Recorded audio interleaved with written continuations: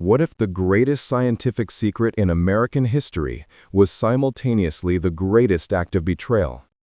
Before the world knew the name Los Alamos, before the mushroom cloud reshaped civilization, a war was fought not with guns, but with equations, and its deadliest weapon was wielded by a man nobody suspected. This is the true story of how the fate of humanity hinged on a stack of purloined blueprints, a flimsy piece of carbon paper, and the astounding moral calculation of a brilliant mind walking a tightrope between idealism and treason. Chapter 1. The Calculus of Treason.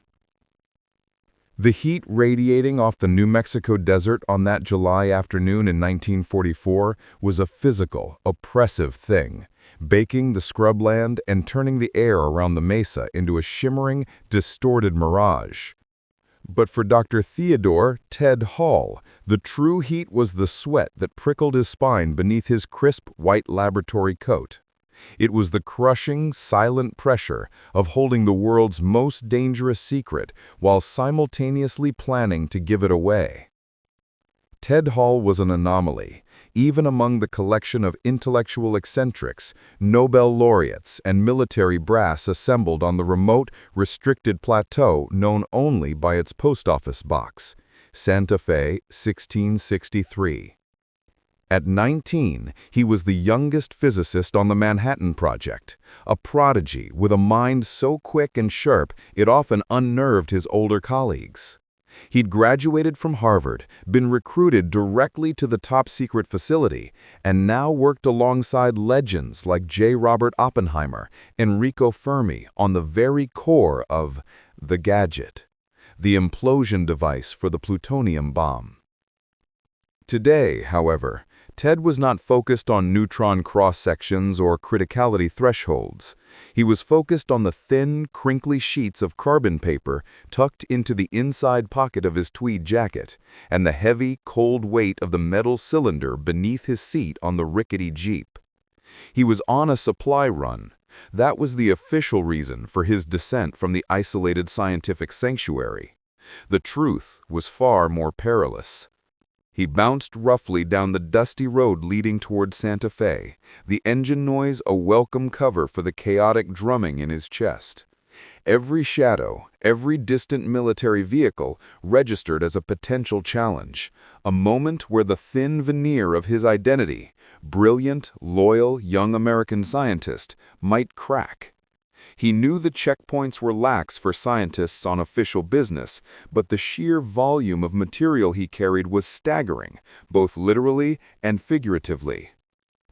In the metal cylinder, a repurposed container for geological samples, were detailed schematics, notes, and the key calculation summaries for the implosion method.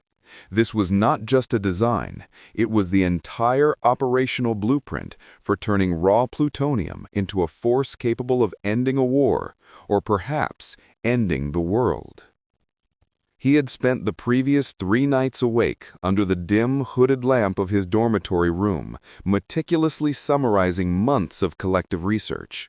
His rationale was complex, a breathtaking blend of moral conviction and geopolitical foresight.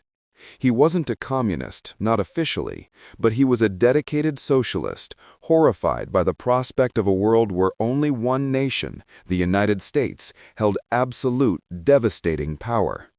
He believed profoundly that a nuclear monopoly would lead to global catastrophe, not peace. The only defense against the bomb, he had written in his private journal, is to ensure that no single power has the exclusive ability to use it. His destination was a small, dusty restaurant in Albuquerque, miles past Santa Fe. His contact, who he knew only by the code name Raymond, was a man he had met only twice before, a recruiter for Soviet intelligence. As the Jeep rattled into the outskirts of Albuquerque, Ted felt a profound and terrifying isolation. He was not acting on orders. He was a self-recruited atomic spy, the ghost in the machine. Klaus Fuchs, the German physicist, was also passing secrets, but Fuchs was older, more established, and part of a formal network. Ted Hall, barely old enough to legally drink, was a lone operator, risking the electric chair on the basis of a philosophical argument.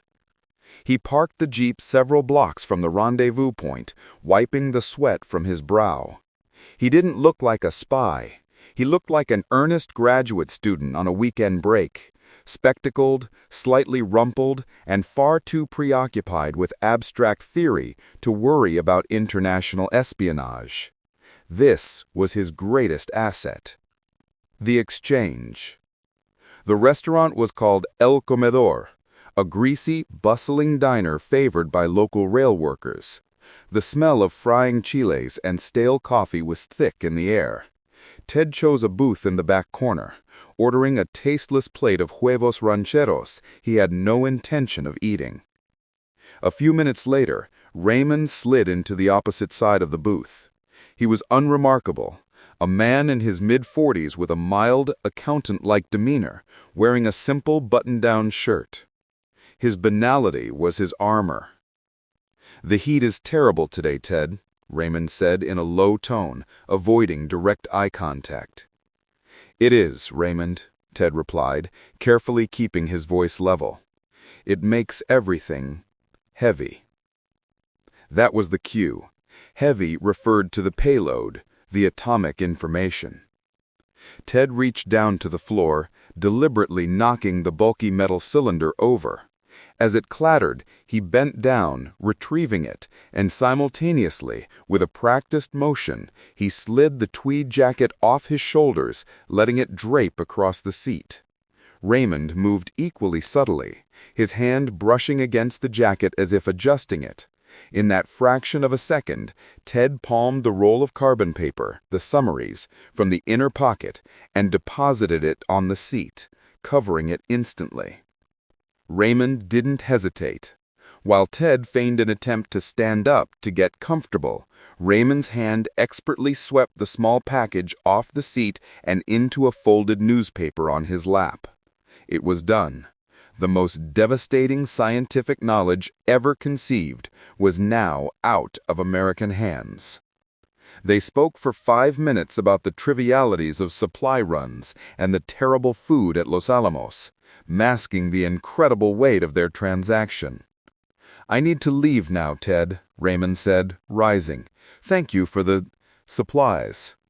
"Of course," Ted replied, his mouth dry. "The work requires it."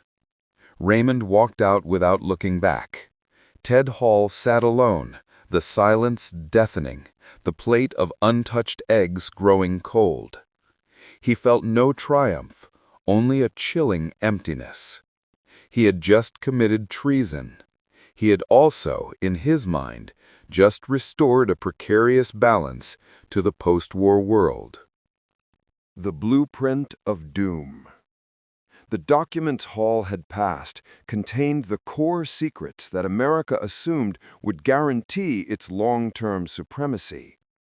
The implosion lens design, the crucial, non-intuitive concept of using precision-shaped explosive lenses to compress the plutonium core into a supercritical state, a complex engineering feat that had consumed the best minds on the project.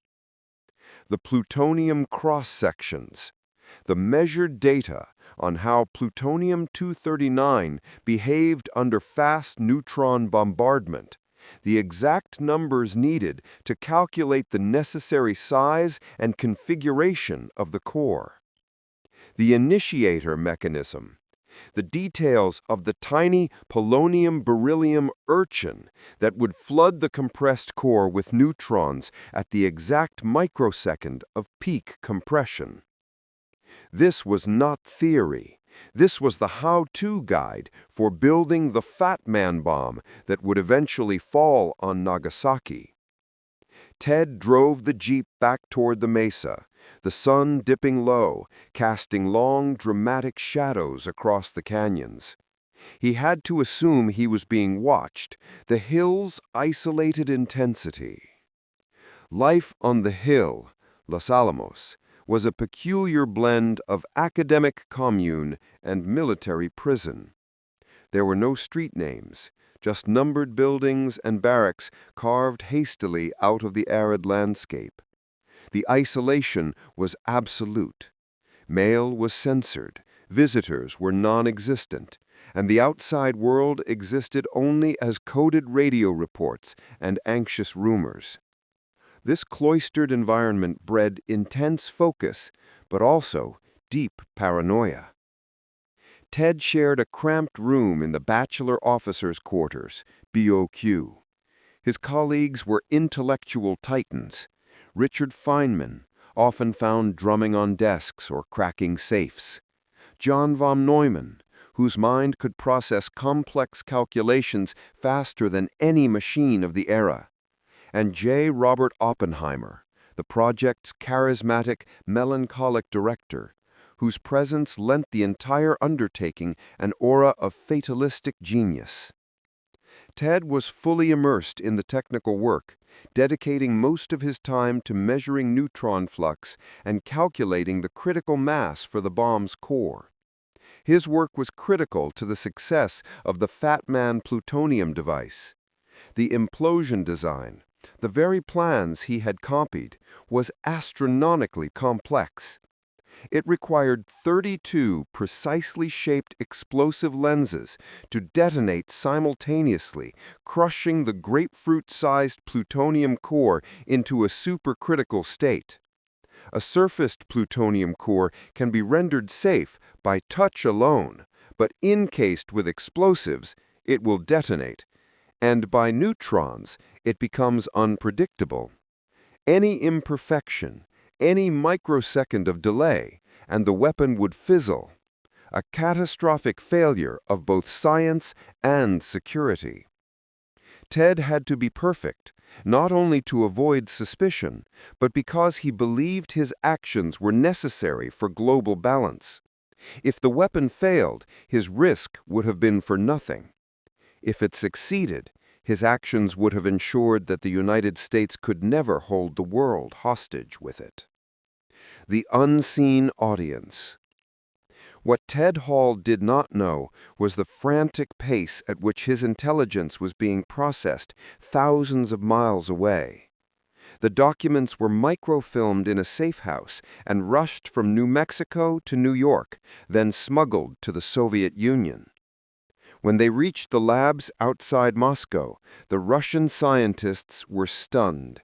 The American design was far more advanced than their own theories. The information Ted provided was not just a confirmation, it was a massive shortcut. While Klaus Fuchs provided more general theoretical details, Ted's notes were the practical engineering blueprint, the specific dimensions, materials, and test results that made the implosion design viable. This intel dramatically accelerated the Soviet atomic program, shaving years off their development timeline. This acceleration was Hall's desired outcome, but the cost of that acceleration was the constant, gnawing fear of discovery. Every time a military policeman stopped to chat, every time a security agent glanced his way, Ted felt the urge to confess, to scream out the truth of his impossible predicament. He was now living a lie that carried the potential penalty of death by hanging. The moral justification for his treason was his shield, but it was thinning. He and his confidant, a brilliant young Harvard friend named Savvy or Savy Sachs, who helped with the transfer, wrestled with the implications. "We've done the right thing, haven't we, Savy?" Ted had asked him during a brief coded conversation over a bad phone line. Savy's voice, normally buoyant, was tight. "We've created a terrible parity, Ted, but the alternative, a world where one country can simply dictate terms with a gun to the head of all others, that's worse." The conviction was rooted in a pre-war idealism, a belief that fascism and monopolies, whether economic or atomic, were the great enemies of humankind. But as the project neared their terrifying conclusion, idealism felt small against the scale of the destruction being wrought. He was contributing to a weapon designed to kill hundreds of thousands of civilians, believing that this horrific act would paradoxically prevent a worse future.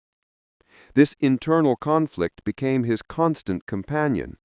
While the other scientists obsessed over the yield, how much explosive power the bomb would deliver, Ted wrestled with the fallout, the moral, political, and literal dust cloud his actions would create for decades to come.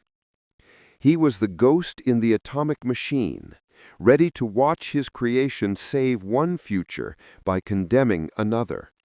The world was about to change, and Ted Hall, the 19-year-old boy genius, had already ensured that change would be distributed, deadly, and inescapable.